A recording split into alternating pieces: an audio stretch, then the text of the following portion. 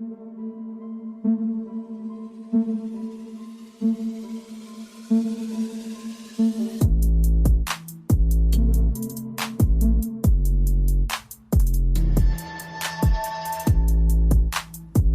up, everyone?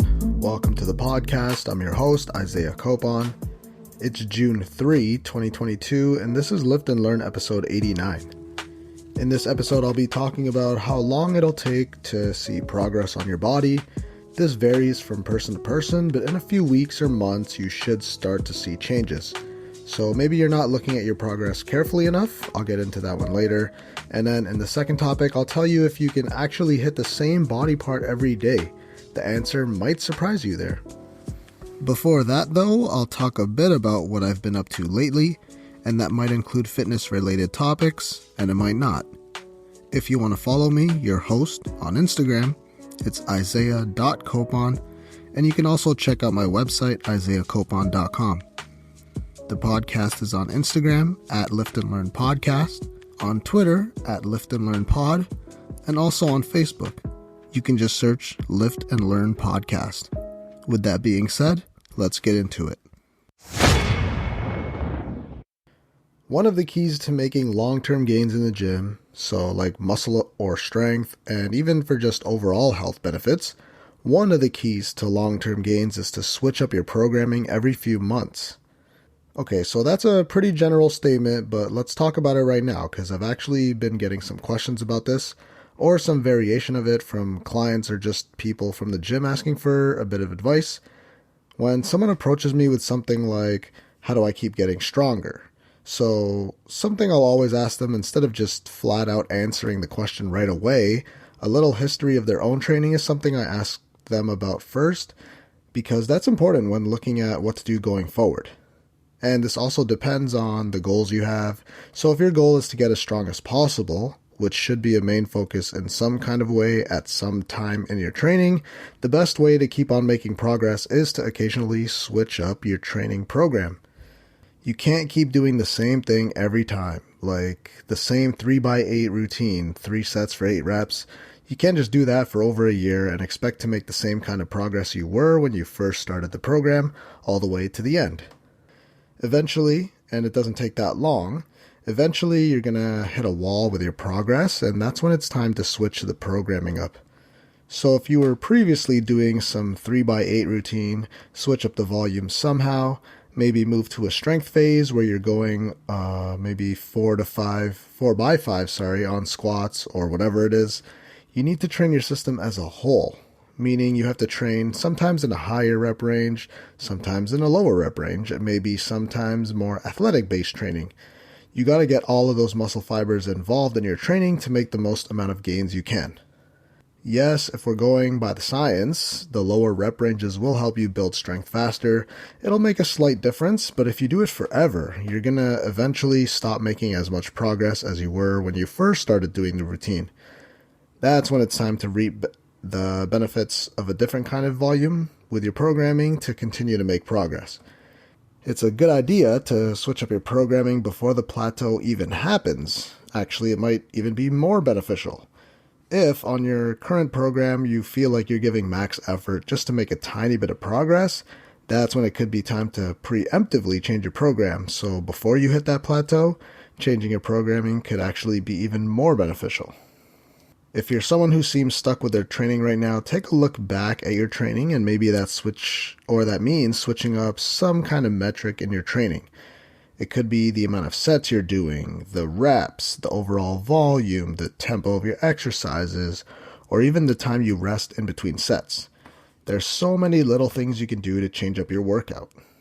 You don't want to get to a point where you're doing the exact same thing every time you go in there with the same amount of weight and the same amount of reps and sets. In this case, you'll just be maintaining your muscle and strength at best.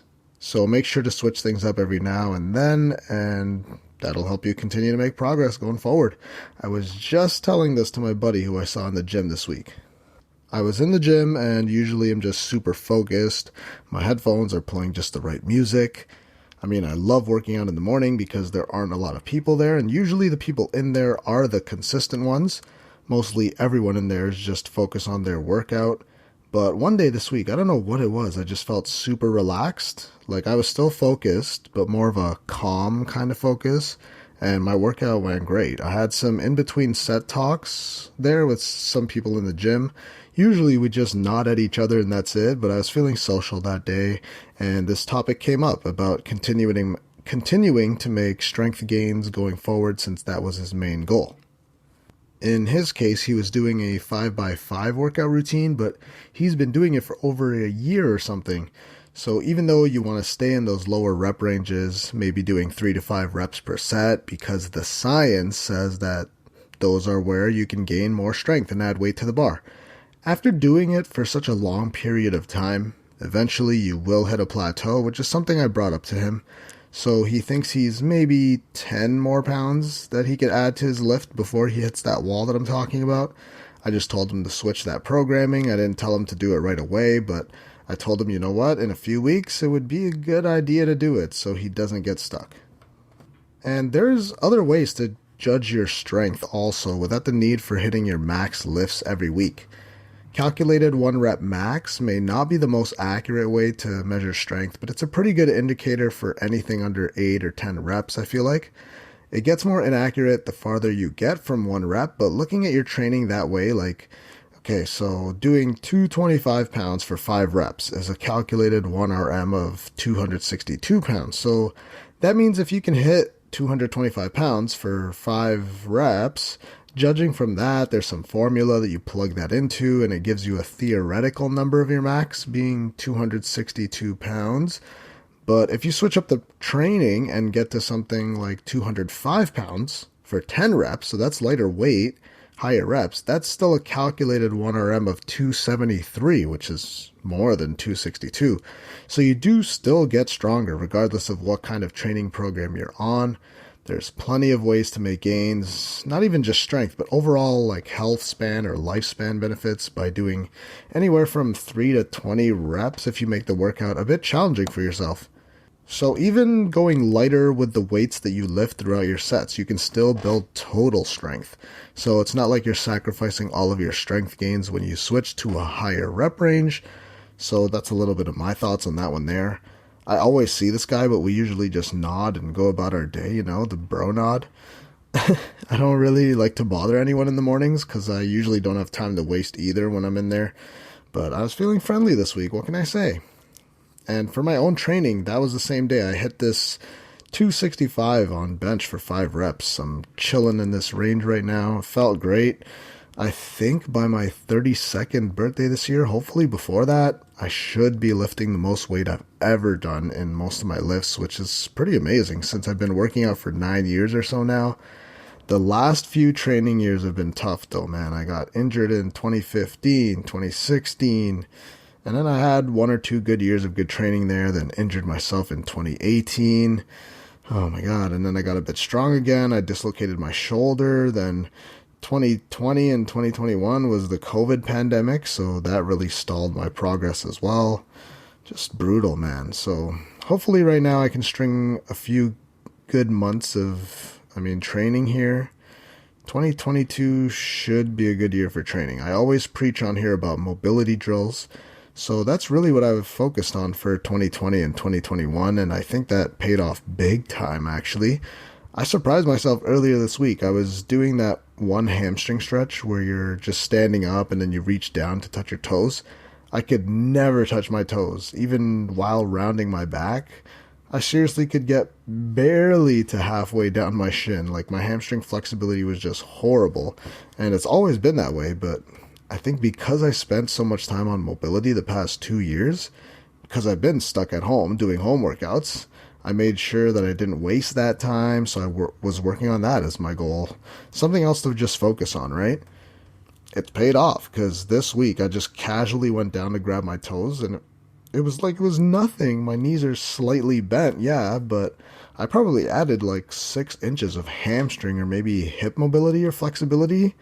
That was really shocking to me. So that's something that also stood out to me this week, even though I just got super off topic there.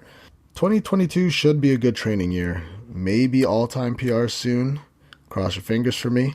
My all-time bench PR is 325, but this was way back in 2015, so that's like ancient history at this point. It's good to see that I'm going to pass that pretty soon, as long as I continue on this good trajectory and don't get injured. But ever since the pandemic started, though, I haven't really gotten back into sports. I guess that's a good thing. But I'll still spend one day of my training throughout the week outside of the gym. Lately, I've been doing sprints on the track across my house, but I gotta shoot the basketball around sometime soon too, because that's something I miss the most. Golf is back in full effect, so that's another way to get outside and stretch my legs. Summer's great, even though it hasn't officially started yet. I even spent one lunch this week, and I'm still reading this Steve Jobs book. I'm more than halfway through, but his hippiness, I swear, it like got to me this week. I had to go get groceries this one week in the middle of the day, and when I was driving back to the gym, I saw this small empty soccer field. So I pulled over for a bit, went into the grass in my bare feet, and just walked around reading the book for a few minutes while I took in some deep breaths and got in some steps while I was at it. It seems like something Steve Jobs would do. In the book, it would go over multiple times about Steve Jobs and his business walks where he would try to like suck up to somebody or tell someone his next great idea or tell him he's shit or something. Seriously, he's like telling people he's crap and the shit they're making is shit. Yeah, he has a bit of a temper. I'll tell you someone who's probably mad. Golden State fans. It's the NBA Finals, folks. It's the Boston Celtics versus the Golden State Warriors. And yes, Celtics won the first game, even though Jason, he's only 24. Tatum, he didn't have the best first game there. But if they won and he didn't play well, I guess that's a pretty good sign, no? I don't think their supporting cast members are going to keep it up the whole series and look like they did in the first game, but I'm glad they won. I don't want to see Golden State win another championship, even though I still think they will, and I think Steph Curry is a great shooter, but I just hope the Celtics win. Again, I don't even like their team either, but Tatum's one of my favorite players. He's just super smooth when things are clicking for him, like his sidestep and the step backs, so smooth. They look wicked, but only when they go in. And briefly, hockey, because that's so much more exciting than the NBA, like Bill Burr always says. This Colorado versus Edmonton series, I really hope it goes to Game 7, because even though I think Colorado will get it done in 5 or 6 games, but man, that first game in the Western Conference Finals, that was insane. It was like 3-2 after the first period and something like 6-4 after 2, and the final score was like 9-6, like ridiculous. Avalanche have to be the cup favorites right now, even with their backup goalie playing. Their goalie doesn't even matter because the offense is nuts, and they're up 2-0 in the series, so we'll see if the Oilers can respond there. Enough about that, let's talk fitness already. Question 1. How long will it take to see progress? I've been working out for half a year and haven't seen much of a difference. This is a question where there's not a ton of context. It would be easier if I could talk to this person and ask more questions about this, like how's the diet, sleep, and what kind of exercise routine they're doing. Here's the thing though, it shouldn't take you that long to see progress, maybe a few weeks, 2 to 3 months at the most. A possible problem here, people usually only look at one metric. That's why I'm saying to look at everything you're doing as a whole. You may see your weight on the scale not move at all in 6 months, and if that's your focus, then that means you made no progress.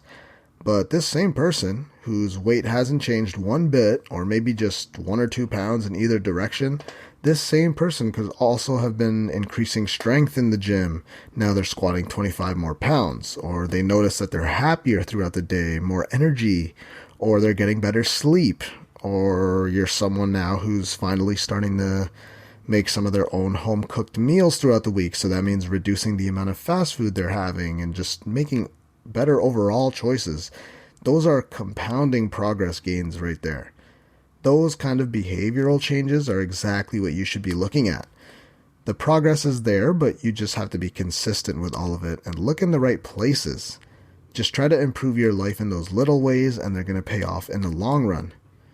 One of the main reasons why someone may think they're not progressing is because they're someone who looks at themselves in the mirror every day. Maybe you look better without even realizing. That's a reason why pictures can be super handy. take them once a week or even once a month, and I guarantee if you're getting stronger and have all those other benefits, I have no doubt that you've made progress, even in the way you look as well, because your body composition, it has to have changed if you notice other benefits in your life. Just don't be so superficial and judgmental over your own body. That can add extra stress if you're not making progress as fast as you thought you would. It all happens pretty slowly, and you may not even be they may not even be noticeable if you're someone who stares at yourself in the mirror every day. This really depends on a lot of factors. It will be different for everyone. If you're being consistently good to yourself for 3 months, if you've been exercising, changing up the diet a bit, you should be able to notice a bit of a difference in your own body though. If I was able to talk to this person, I'd also ask what kind of diet they're on, or actually, has what they've been eating lately, has that changed for the better? I don't even strictly just mean are they eating only low-calorie meals, because that's not always the healthiest option. If you're looking to make progress, initially when you first start exercising and lifting weights, it would actually be a good idea to go in a bit of a surplus of calories. You'll notice muscle gain on your body a lot faster this way, and it's a good way to take advantage of those newbie gains when you first start exercising. This is not going to put a lot of fat on your body if you go on a tiny bit of a surplus for a few months. Now, if you're someone who looks at the scale, you may be the same weight on the scale or maybe even up just 1 to 5 pounds, but I'm sure that your body composition will have changed for the better at that point. You may notice more slimmed down legs with more shape to your butt or your shoulders, something like that. And now exercise, what does that exactly look like? Like I said, you should be looking to gain strength first. That'll force muscle growth. Again, with diet, you should be in a surplus, which is contrary to popular belief there. And here's another one that you're kind of going a bit against the grain here. You might have heard that you have to train higher reps in order to tone your muscles. I'm just going to say right now, that's bullshit. You don't tone your muscles. There's no such thing. And you don't want to be doing routines where you're doing 25 or 50 or 100 reps of some exercise to tone your muscles, or a routine where you're doing as many reps as possible in 30 seconds. That's literally just building endurance. You want to gain strength and muscle, which will boost your metabolism. That makes it so much easier to transform your body, and your body composition will start to change a lot faster this way. So when it comes to your workout routine, you should pick a rep range somewhere in between 5 to 15 reps. That's a pretty wide range there depending on your skill level. If you're someone newer to exercise, stay in the higher rep ranges. That'll help your whole body systems just learn the movements, gain coordination, motor control throughout the movements, and you'll still be able to build muscle because that's still pretty challenging. All that being said, you really should be seeing progress after 1 to 3 months of being consistent with this whole little fitness journey of yours. You might not, or you might be making progress, but you're just not looking in the right places. So look at your daily habits, see if you've improved them, even just slightly. Be consistent with those new, smarter habits, and you're sure to be making progress in some kind of metric. Just don't be too hard on yourself and look at your whole journey, not just focus on how you look or the weight on the scale, which are the most common areas to look at. Question 2. Can you hit the same muscle every day?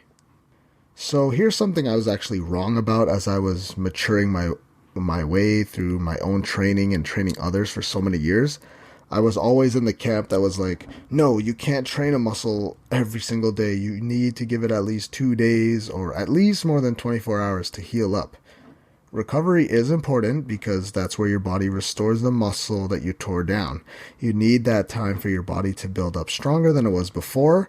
That's one of the most important aspects of making progress. Now, that's actually mostly true. You do need to give your muscle time to recover and grow, but your body can actually do a good job of recovering pretty quickly, but it just depends on how much you stress the muscle in the first place, and I'll get into that in a sec. Another reason why I switched to being on the side of, oh yeah, you actually can train the same muscles every day. One of the first times I figured this out was after doing the squat everyday challenge. I only did it because someone I looked up to, Mike Rashid, this guy did it for 100 days or something like that, where he would squat every single day. Now, most challenges are bullshit, again, but I don't know. I was just in a phase, okay? Now, at first, I did just one top set every day for the first few weeks or so.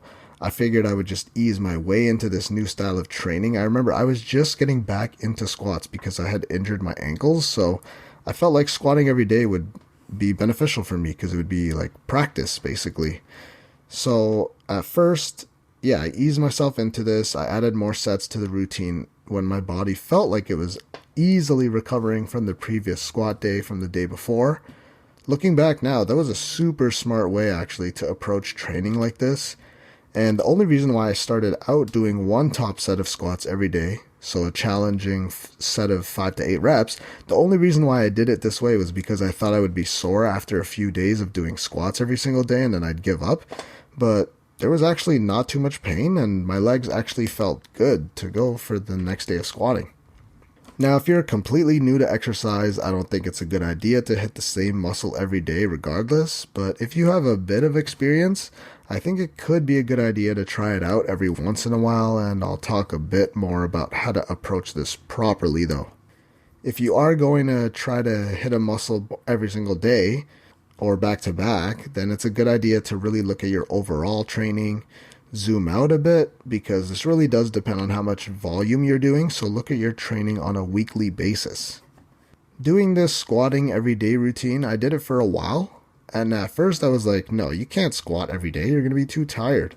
That's when I first realized that you can actually hit the same muscle every day. It really does just depend on how fast your body can recover from your previous training day. So in my case, I was only doing 1 or 2 heavy sets for a month or two every single day. I was able to squat every day because it actually wasn't as taxing as I thought it would be. Here's a quick comparison you can make, okay? So you can either do 7 sets of squats on one day, or you can do 3 sets on Monday, 2 on Wednesday, and 2 on Friday or Saturday. All of a sudden, that's actually more manageable if you break up those squat sets throughout the week, because doing one day where you're doing 7 sets, that's challenging. 7 working sets in one day, that would be brutal. Breaking it down even further, like I said, I started out just doing 1 set per day, so I was still doing 7 sets of squats per week. Again, this becomes even more manageable than doing 7 sets in one workout. I think that'd be grueling. Even just doing 1 plate on the bar, that'd probably be insane pump. Do I think everyone should do this style of training every day? Should you make it a regular thing to hit the same exercise 2 days in a row or the same muscle every single day? Probably not, but it does just give you a bit more flexibility with your training if you can recover quickly enough, and as long as you don't do too much workout volume. So not too many sets or any exercise that puts too much stress in those muscles. If you're super sore, it's not a good idea to hit the same muscle again. But a little bit of soreness could actually be okay if you're doing something less taxing on the body or you're doing an exercise with a significantly lighter load. Another example, this is why the topic even came up in the first place. I think it was a month ago or something, I had hit chest the day before. I did barbell bench press and some incline presses as well.